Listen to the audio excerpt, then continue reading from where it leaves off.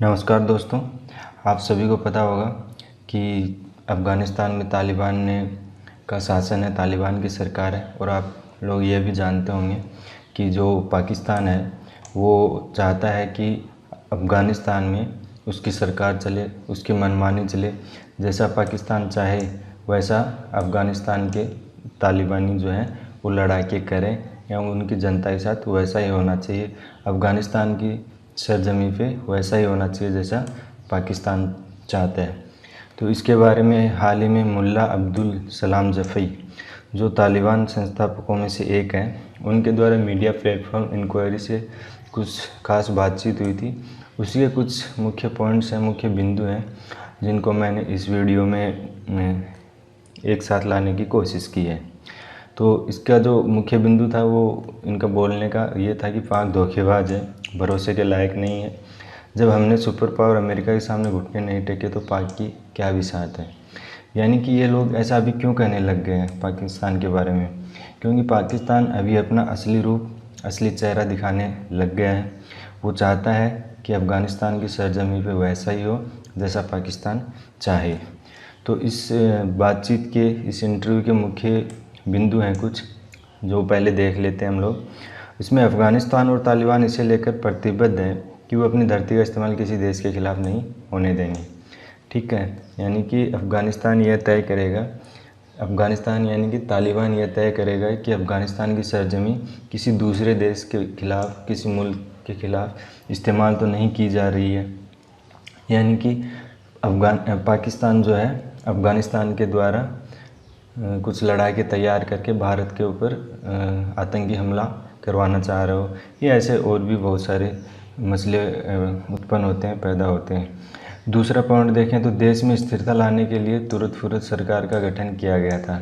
ठीक है, यानी कि जब तालिबान ने ओवरटेक कर लिया था, वहाँ की सरकार को कब्जा लिया था, वहाँ के एडमिनिस्ट्रेशन को हथिया लिया था, तो देश में एक अस्थिरता आ गई थी। उसको कंट्रोल करने के लिए एक तुरंत सरकार का गठन किया था, लेकिन यह स्थायी नहीं है। इसका मतलब ये हुआ स्थायी नहीं है, इसका मतलब दूसरी सरकार अभी बनना बाकी है, जो कि स्थायी सरकार होगी। तो यह कब बनेगी इसके बारे में तो अभी कोई अंदेशा नहीं है। तीसरा पॉइंट देखें तो सरकार के अगले चरण में अफ़गानी लोगों, राजनीतिक चेहरों तथा महिलाओं को शामिल करने पर विचार करेंगे।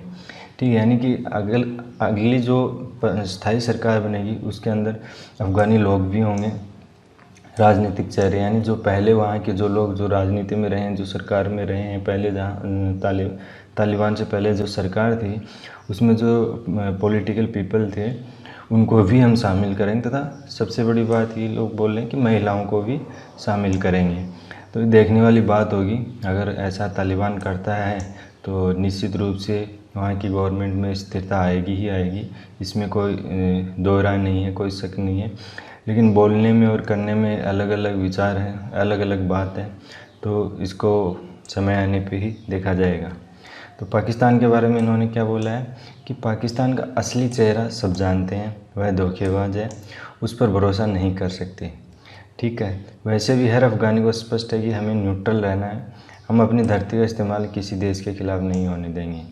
हम अपने देश के अंदरूनी मामलों में पाकिस्तान या अन्य किसी देश को दखल नहीं देंगे।